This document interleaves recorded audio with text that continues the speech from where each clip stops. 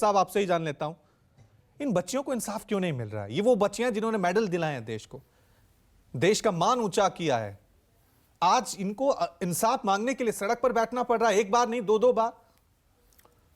देखिए ठाकुर जी, लोकतंत्र है, इसकी एक अपनी प्रक्रिया होती है। आप एकाएक किसी पर उंगली उठा दें, ये कोई अरबिक देश नहीं है जहां पर कोई चोरी में पकड़ा जाए तो हाथ काट दो या किसी चीज़ में पकड़ा जाए तो गला काट दो। ये लोकतांत्रिक प्रक्रिया है। इन्होंने खेल मंत्री के साथ बैठ के खुद तय करके कमेटी बनाई थी, उसमें एक दो लोगों को शामिल कराया था जिसको ये चाहते थे।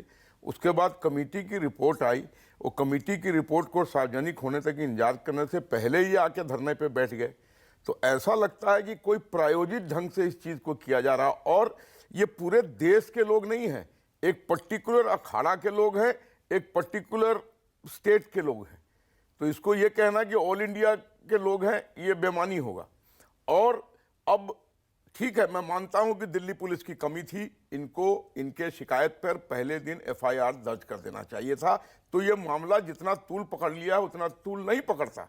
लेकिन खैर, आजकल सब चीज सुप्रीम कोर्ट से ही गाइड होने लगा है, जैसा मैं देख रहा हूं।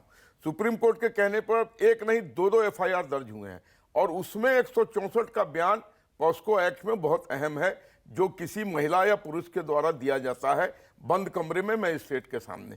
उसकी प्रक्रिया चल रही है, देश के लोग उस लोकतांत्रिक प्रक्रिया से सारी कार्रवाई हो रही है। और ऑलरेडी बृजभूषण सिंह तो जिस समय मीटिंग हुई थी उसी समय वो पद से एक तरीके से पदमुक्त है। अब वो टाइटुलर हेड कह सकते हैं कि हैं, बट एक्चुअली उनके पास कोई पावर नहीं है। तो ये इन्फ्लुएंस करने की बात जो बार बार लोग कह रहे हैं, वो कहां से करेंगे जब वो कुछ है ही नहीं, तो कर क्या सकते हैं? नहीं, लेकिन आप हाँ, कह रहे हैं उनका अपना नैतिक बल नहीं अलाउ कर रहा है। वो सोचते हैं कि अगर मैं रिजाइन कर दूंगा तो शायद मैं अपराध कबूल कर लूंगा। ठीक है, आप कह रहे हैं कि पुलिस अपना काम कर रही है, प्रोसीजर में, कानून में के तहत काम हो रहा है।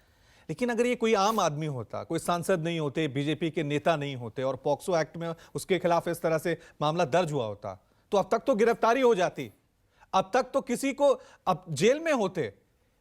ये आपको समझ नहीं, ये यहां से समझ नहीं आ रहा है कि ये चीजें कहीं ना कहीं राजनीतिक हो रही हैं, ये कहीं ना कहीं रसूख का दम यहां पे नजर आ रहा है। देखिए, मैं ऐसा नहीं मानता हूं कि आप जो कह रहे हैं कि ठीक है, एक आम आदमी पर अगर इस तरीके से होता, बहुत से ऐसे लोगों को मैं जानता हूं जिनके ऊपर पॉस्को एक्ट लगा हुआ है, वो अभी भी ऐसे ही घूम रहे हैं। हाँ, किसी किसी पर्टिकुलर केस में त्वरित कार्रवाई करके उनको तुरंत अरेस्ट कर लिया जाता है, पर जनरल ऐसा 100% केस में नहीं होता है। और इसमें कोई प्रावधान भी नहीं है। अगर आप जबकि मैं एक एडवोकेट नहीं हूं, मुझे उसकी बारीकियां नहीं मालूम है, लेकिन जहां तक मैंने पता किया और समझा है कि कोई इसमें इट इज नॉट इम्पेरेटिव, जरूरी नहीं है कि पॉस्को एक्ट लगने पर